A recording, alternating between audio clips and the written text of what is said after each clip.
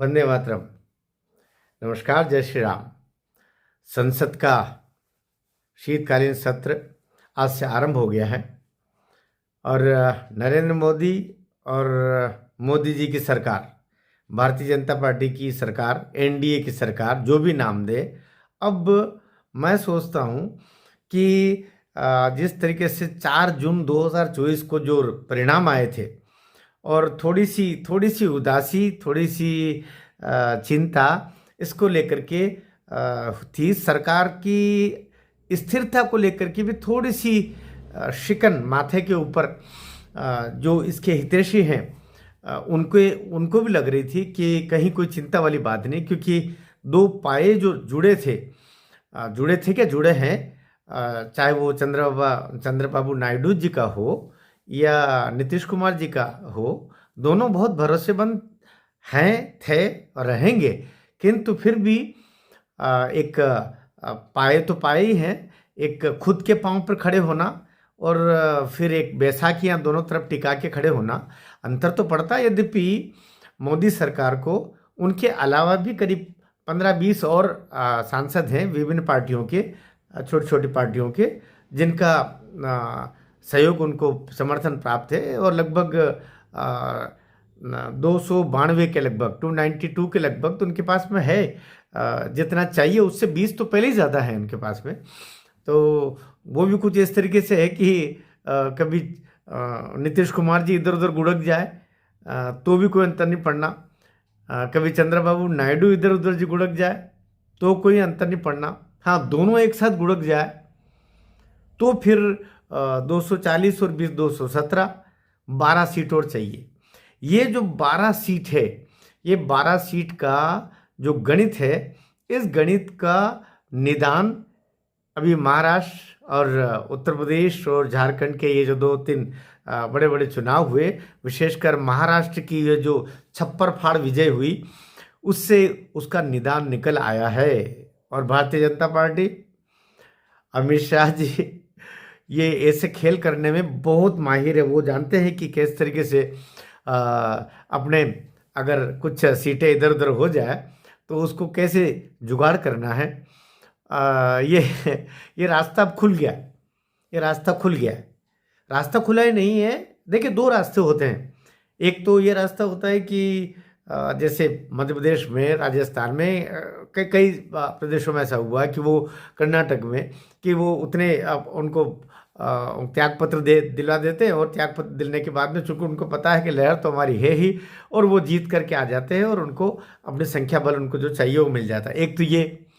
दूसरा, यहाँ पर एक दूसरी बात हो रही है। ये तो तब करना पड़ता है जब संख्या इतनी ज़्यादा है कि दल बदल के तहत वो उनको 2, 4, 6, 10 को अलग करना मुश्किल हो जाए। लेकिन यहाँ तो बड़े रास्ते बिल्कुल खुल गए, रास्ते एकदम। यद्यपि मैं व्यक्तिगत रूप से कहें तो इसके पक्ष में नहीं, क्योंकि जब सब ठीक चल रहा था आवश्यक नहीं। लेकिन राजनीति का जो फंडा है वो ये नहीं बोलता है। राजनीति में तो जब अवसर मिले तो अवसर मत चूके चौहान। तो इस समय जो 4 बाँस 24 गज अंगुल अष्ट प्रमाण, ता ऊपर सुल्तान है मत चूके चौहान। तो वो, और पृथ्वीराज चौहान चूके नहीं, पलट करके जो उन्होंने अपना प्रत्यंचा पर चढ़ा हुआ तीर घुमा करके मारा था कि वो गजनवी का गौरी का सर जमीन पर छिद करके नीचे धड़ आ गया था। तो वो ये है मत चूके चौहान। अभी महाराष्ट्र में भारतीय जनता पार्टी की, राष्ट्रवादियों की, और चूंकि भारतीय जनता पार्टी बड़ी पार्टी है, भारतीय जनता पार्टी का जो मोमेंटम है उसके कारण से उसका लाभ एकनाथ शिंदे जी को भी मिला, उसका लाभ अजित पवार जी की पार्टी को भी मिला। तो ये जो, वरना ये एक क्षण के लिए सोचिए कि महाराष्ट्र में भारतीय जनता पार्टी के नहीं होती और ये मिलकर के ही लड़ते, तो क्या एकनाथ शिंदे जी की शिवसेना 57 सीट ला सकती, 57-60 सीट ला सकती थी, या अजित पवार जी की ये जो पार्टी है ये 40-42 के 40 को पार कर सकती थी? लगभग असंभव था। लेकिन भारतीय जनता पार्टी की लहर के साथ में, मोदी लहर के साथ में, बटेंगे तो कटेंगे के योगी आदित्यनाथ जी के नारे के साथ में सब एक साथ उस बहाव में बह करके और सबको प्रचंड बहुमत मिला। बहुत अच्छा हुआ है। और ये अभी अभी सब मराठा ओबीसी, दलित, आदिवासी, जनरल, पंडरल, सब लपेटे में, सब एक हम सब हिंदू भाई भाई हो गया और जय जयकार हो गया।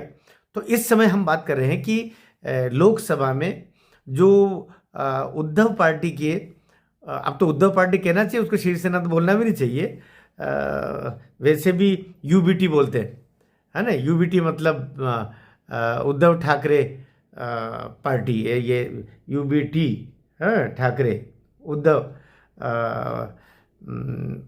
उद्धव बाला साहब ठाकरे, ऐसा कुछ नाम है। अब नाम लेने के मन नहीं करता। तो उनके, लेकिन लोकसभा में 2024 में वो जो थी, वो संविधान बदल देंगे, आरक्षण खत्म कर देंगे, ये जो शगुफा छोड़ा गया, ये जो दुष्प्रचार किया गया इंडी गठबंधन के द्वारा, जिससे 9 सीट आ गई थी, शिवसेना को 9 सीट और एनसीपी शरद पवार को 8 सीट। अब ये जो 9 सीट आई है शिवसेना की, संयोग कह लीजिएगा या प्रयोग कह लीजिएगा, उसमें सभी सनातनी है। सारे नाम आप गिन के देख लीजिए, सभी सनातनी उसमें जीते हुए हैं। और इस समय सनातनी वैसे भी शिवसेना में अगर एकनाथ शिंदे निकले थे तो वो अपने अपने हृदय की कुलबुलाहट के कारण निकले थे कि ये जो बाला साहब ठाकरे जी ने जो विचार दिया था सनातन का, हिंदू धर्म का, हिंदू रक्षक दल के रूप में, उसको तो उद्धव ठाकरे जी कहाँ कहाँ जाकर के गिरवी रख दिया। उसी विद्रोह के लिए तो वे अलग हुए थे एकनाथ शिंदे। अभी जितने जीते हुए हैं, ये 9 सांसद जो जीते हुए हैं उद्धव शिवसेना के, पूरी संभावना है और जो सूचनाएं आई है उसके तहत कि वे एक पांव नहीं आधा पांव पे तैयार बैठे हैं बीजेपी में विलय करने के लिए। बाहर से तो छोड़ो, ये 9 के 9 अपने साथ जुड़ने को, बीजेपी के साथ जुड़ करके, और ये भाजपा में होना चाहते हैं। तो उधर शिवसेना उद्धव ठाकरे जी के पास में ठन गोपाल होने वाला है।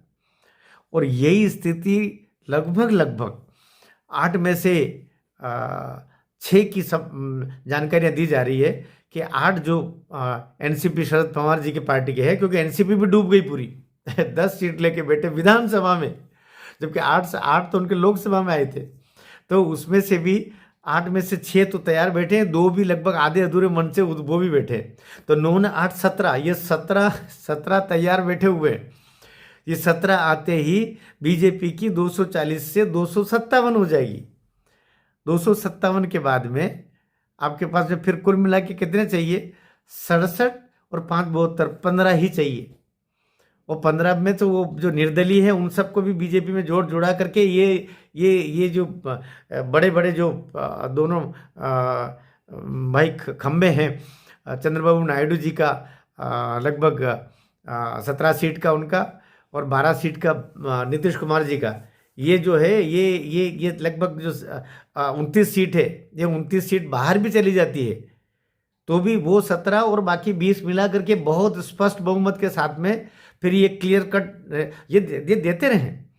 लेकिन ये जो मीडिया को बार बार एक मौका मिलता है ना, मेरा आशय ये नहीं है कि बीजेपी ऐसा करेगी, क्योंकि वो तो जो नीतीश कुमार जी वो तो तन मन प्राण से बीजेपी के साथ में मोदी जी के चरणम शरणम गच्छामी हो गए थे।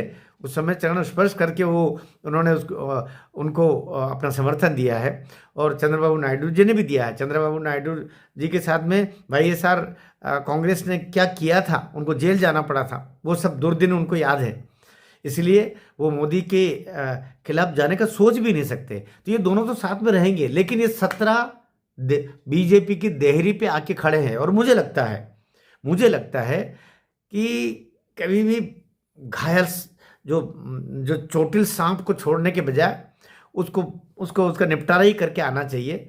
ये जो साधुओं की को मार के और निर्मम हत्या की गई थी, ये शापित हो गई पूरी उद्धव ठाकरे जी की पार्टी, और उसकी सजा अब यही है कि ये जितने हैं 9 ये भी इधर आई जाए तो ही ठीक है। और शरद पवार जी तो कह चुके हैं कि मैं 84 साल का हूँ, अब मुझे रहना नहीं है। और वो जो उनकी बालिका है उससे कोई बात बन नहीं रही। अजीत पवार जी के पास में अब पूरी जो एनसीपी का जो मूल वोटर है वो आ चुका है, और जो थोड़ा कमज़ोर कमज़ोर था वो भी अब आ गया है, इस लहर में पूरे आ गए हैं। तो अब वो जो 9, 8, 17 ये तो इधर आने वाले हैं, और मान के चलिएगा कि एक निर्विघ्न होकर के, निर्विवाद रूप से, निर्द्वंद होकर के, और भारतीय जनता पार्टी को अब स्पष्ट बहुमत के साथ में, क्योंकि 57 और निर्दलीय 20 ये मिला करके आपके अभी स्पष्ट मेजोरिटी इनकी बीजेपी की खुद की होने वाली है। जो कार्य अशोक गहलोत जी ने राजस्थान में किया था, जब उनके पास में 98 सीट आई थी और 101 सीट चाहिए थी, तो बसपा के 5 जो विधायक जीत के आए थे उनको अपनी पार्टी में मिला करके, और 5 साल उन्होंने भी निर्बाध रूप से कांग्रेस की सरकार राजस्थान में चलाई थी, प्रदेश सरकार। तो बीजेपी फिर ऐसा क्यों नहीं कर सकती? और मुझे लगता है बीजेपी को ऐसा करना भी चाहिए। इस समय जो बीजेपी और राष्ट्रवाद सनातन की जो लहर है, उस लहर का लाभ सभी को मिलना चाहिए, और तब राष्ट्रवादियों को, सनातनियों को भी अच्छा लगेगा कि कम से कम वो जो आए दिन, क्योंकि वो जो मोदी जी का उतरा हुआ चेहरा हमको बर्दाश्त नहीं होता। योगी जी का उतरा हुआ चेहरा, वो डबडबाई पलक की हल्की सी कोर, जब वे मोदी जी के सामने पहली बार उपस्थित हुए थे लोकसभा चुनाव के बाद में दिल्ली में, तब वो देख करके हम लोग कहीं, हमारी आंखें डबडबाई थी उस समय कि इस साधु का मन दुखी किया है, इसको धोखा दिया है। ये जो कांग्रेस ने जो आरक्षण और संविधान बदल देंगे और इसे झूठे झूठे करके एक नैरेटिव फैलाया गया था, और जिसके कारण से उत्तर प्रदेश में दलित बंधु भ्रमित हुए, जिसके कारण से महाराष्ट्र के दलित बंधु भ्रमित हुए, और मध्य प्रदेश में तो कोई भ्रमित नहीं हुआ, 29 को 29 सीटें दी। तो अब वो समय है, अब मोदी जी, अब अमित शाह जी, आपके पास समय है, मत चुके चौहान। भारत माता की जय।